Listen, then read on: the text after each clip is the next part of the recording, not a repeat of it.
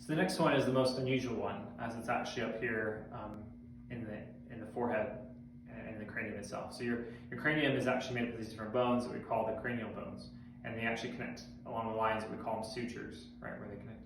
And so as you breathe in, there's actually like a flexing action that takes place where it actually does push out and expands, and as you breathe out, it kind of comes in. So again, it's not a gross movement, but it's like a flexion and contraction.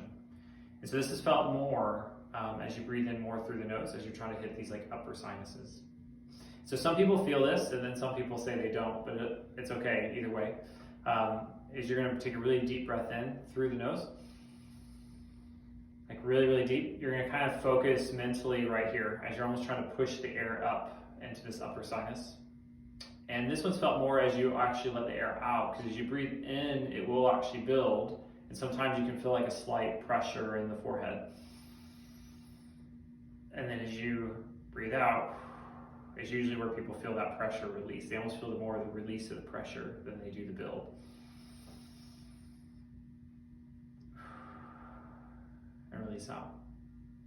The very last one is actually, I'm going to say that's at the top of the cranium, and it's actually this idea of taking the body upwards.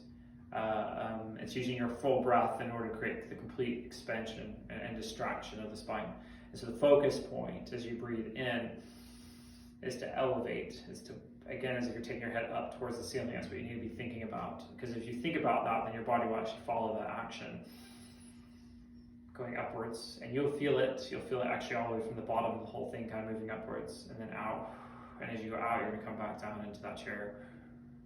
As you breathe in, up and then out, back out.